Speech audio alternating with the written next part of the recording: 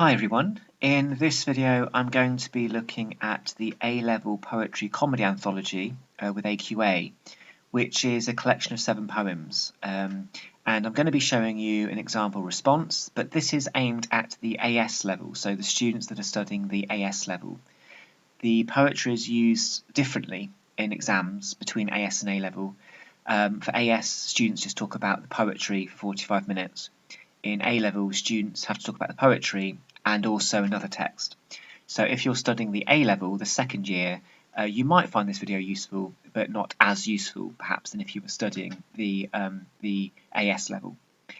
So I'm going to be showing you an example response using 2 of the poems in that collection of 7. Just a reminder that you have in the exam for AS, the examiner will give you 1 poem out of the 7 to write about, and that poem you have to write about, and you choose your second. So I always say to students, don't do no more than 2 poems, because it's far better to do 2 poems in 45 minutes than rush and try and do 4 or 5.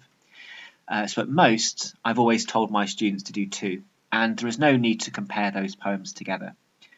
Really importantly for English, the golden rule for English is always answer the question. You will get more marks if you give the examiner the impression that you are on task. So you don't want to be analysing off on a tangent. So the way to do that is to always answer the question through the lens of that question, meaning you repeat the words or the key phrases in that question throughout your essay to show that you are on track.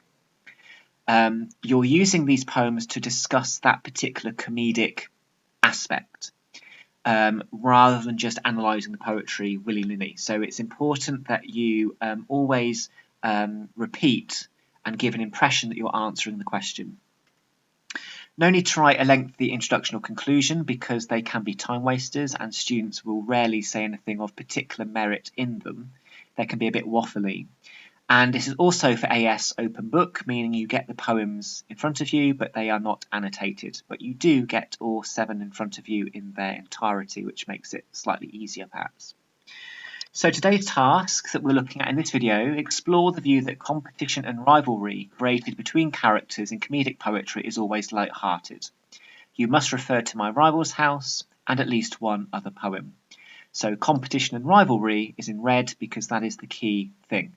And those words I would be expecting students to be repeating throughout their answer to show that they are on track. So we have to talk about My Rival's House.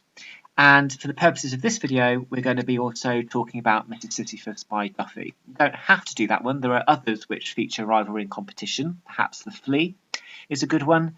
But for this video, I'm going to be using these 2. And of course, the videos for all 7 poems and also a separate summary video are available on my channel.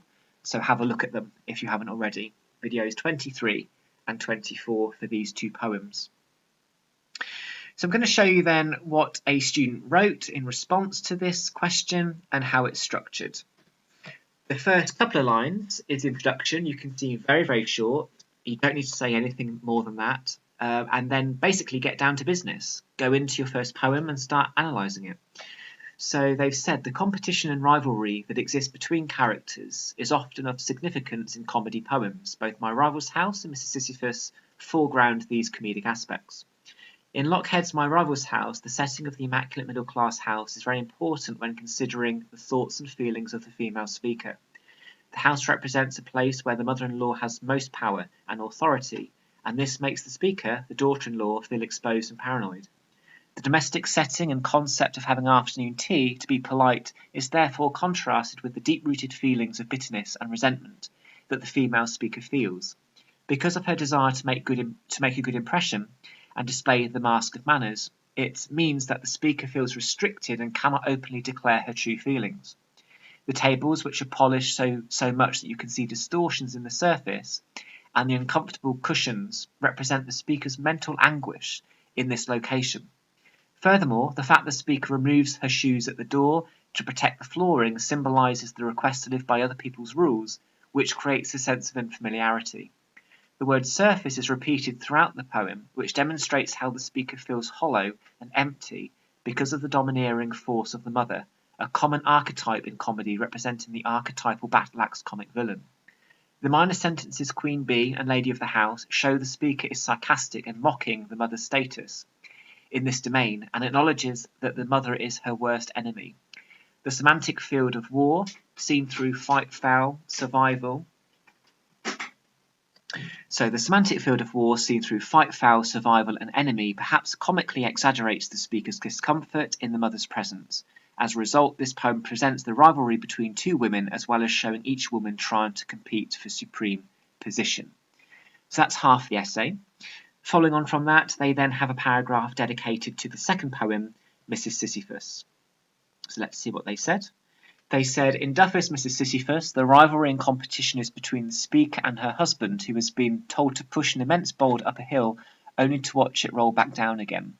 As a result, his work is never complete, and Duffy undercuts this myth of high art and culture by likening the man's toil to the modern concept of being a workaholic and sacrificing his marriage for his work. This is why Mrs. Sisyphus is annoyed, which is shown through her colloquial language. She wastes no time in calling her husband a jerk or a dork, dismissing his excuses as a load of old bollocks. She even trivialises the difficulty of her husband's work by suggesting he pushes a stone up a hill when actually the boulder is 3 times the size of him.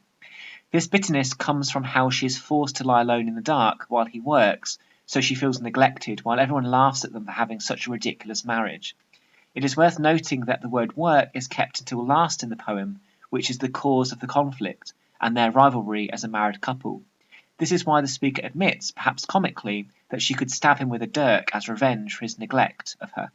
In this poem, the rivalry is created by Sisyphus's approach to his work, which creates a dysfunctional relationship rather than a romantically utopian marriage between the couple. As a result, both poems suggest that the rivalry and competition are integral to the creation of comedy in the anthology. And that last sentence there is their conclusion. So that is a complete response. You can see it's a very simple, blocky essay, no need to compare. 1 paragraph dedicated to each poem. You can keep them in complete separation. And a very simple intro and conclusion if you need them. But that again goes to show what the examiner is expecting when they're asking AS students to write about these poems. Okay, so hopefully that was useful, giving you an example there of an AS response for the poetry anthology. Thank you very much.